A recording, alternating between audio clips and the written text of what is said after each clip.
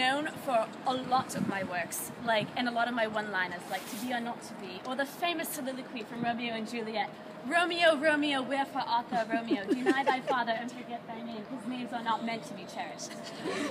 So basically, everyone knows who I am. You can't deny that I am also possible. And I revolutionized not only the nursing industry, and I saved so many lives, past and present, because what I accomplished is still carried on today. And it was influential not just in the English language and English-speaking people as Shakespeare was, but worldwide, because it had to do with the medical industry. And I also improved statistics with graphs and stuff to make it more efficient. And I was a very influential female, as was Elizabeth I. But Elizabeth I, she added into stereotypes because she used her, she played up the female gender and the stereotypes to go along with it to get her way. And while that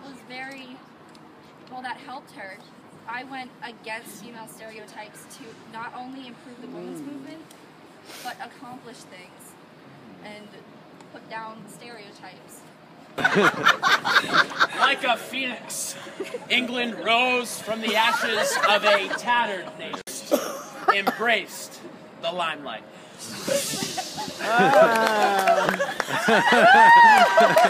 Alas, hello everyone, I'm Queen Elizabeth.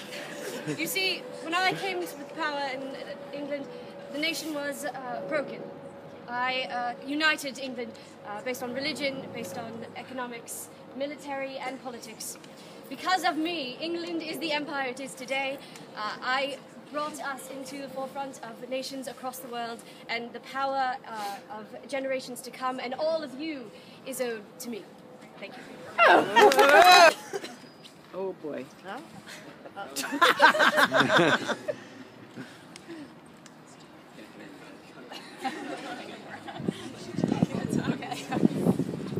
Isaac Newton was sitting next to a tree.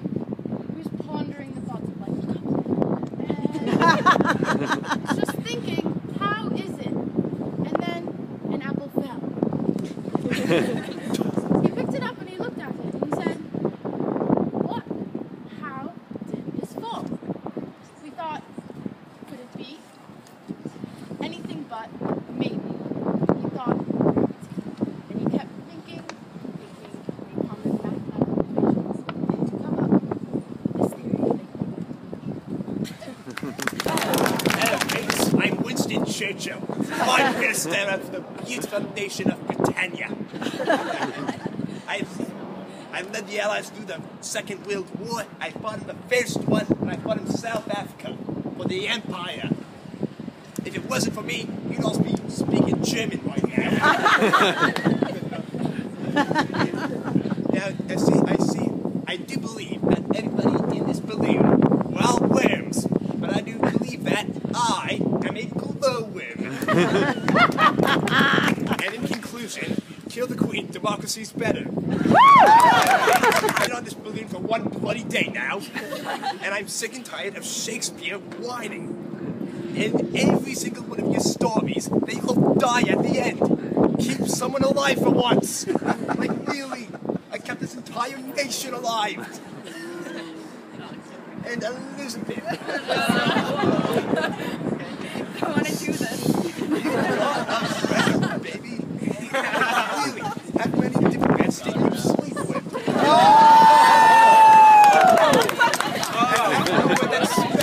Walter Rise! And Florence, you're a nurse, you're not even a doctor. How are you going to help any of us? There's nothing you can do that a big bottle of whiskey can't cure. And I rest my case. Yeah. And I was obviously a nurse, and I fought to prolong life. And whereas in Shakespeare, at the end of the play, everyone died. Now, I like to say words. And I forgot what I was going to say. First and foremost, Winston. To parade my power, simply because of my sexual exploits, is just as outrageous, if not worse. So that argument is completely invalid. It was most of your plays. What was it called? Would it be Elizabethan period? That was named after Shakespeare, wasn't it? Oh, just kidding, that was me. See, without me, you probably wouldn't have the... Oh, sorry. So I just said... Basically, you wouldn't have the cultural freedom to publish such plays and gain renown eventually. So you're welcome.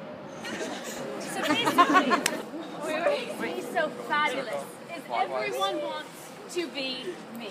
Elizabeth, you hired because you loved my work so much. So you shouldn't be trashing me that much, I don't think. Bad taste. Alright, Winston. I wrote far more than you, so you cannot bash any of my work because you liked me as well. And even though I killed everyone at the end of my plays, I was also able to awesomely include a lot of comic relief within my plays, such as Rodrigo in the play Othello or the maid in Romeo and Juliet. And one more thing, everyone has to die eventually, right? So basically, I think everybody at the end of the day would love to be Shakespeare because I'm just the best. Alright, so I am the George Washington of English literature, and I set precedents for every single playwright yet to come. Everyone wanted to be me. I am the most translated playwright in history. Not many other people can do that because, let's face it, I'm just precious. And I am also the only person in England who is allowed to have a thatched roof on their feet. I'm that special. They made an exception just for me in their laws. And also, right before I go, I would just like to say, Winston, I think you're just bringing this balloon down a little bit. You gotta, there's a little bit of You're the Beckett. You're not the better writer. How many Nobel Prizes for literature do you have? Zero. This guy has one. So yeah, take that. Also, write all those damn love stories because you can't get some. So there. Lose a bit.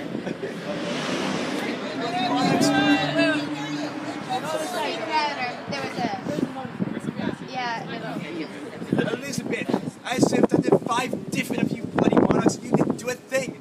You might have started this empire, but I saved it. I don't see any of you monarchs doing anything. You're just a figurehead.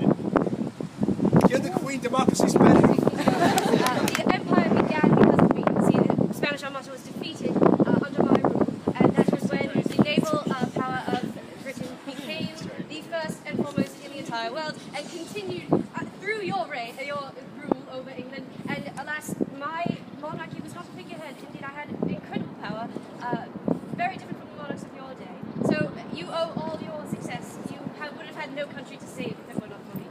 Now, Shakespeare, this is for you. There's a few theories about Shakespeare not actually writing his plays. One of those, indeed, says that Elizabeth actually wrote the plays of Shakespeare. Now, that's malarkey and was not true in the slightest, but it does bring up a good point.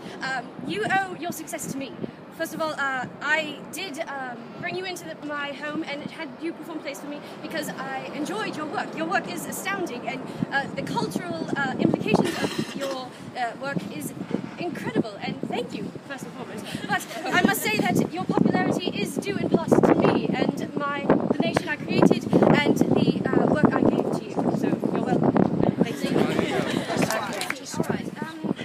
Shakespeare, as I stated earlier, your cultural contributions were incredible. However, my contributions were economic, political, military, and social as well. I united the nation based on religion, based on politics. Because of me, England has grown into an empire. And now, your works have influenced the world. However, my empire has influenced the world in far greater ways. You see, without me, there would be no culture in England. Without me, there would be no... look around you. This would not exist the way it is today. And I thank you for what you have done, but I must say, I believe my contributions may be a slight bit greater than yours. I'd like to thank you for all your work, because I do know that I probably wouldn't be here today. But what makes me so special is, unlike you, I try to reach out to every single person in the British Empire with my works. I tried to make my plays accessible to the peasants. I made them loved by the wealthy, and everyone in between loved me because I reached out to them and tried to make them feel important in the British Empire. And no, we wouldn't be where I am culturally, with English, we wouldn't be anywhere in the world without me. Although you were able to contribute a lot, I think that I am more world-renowned, I am more well-known. Everyone who doesn't know Shakespeare, I haven't heard of Elizabeth before AP Euro this year, to be quite honest with you.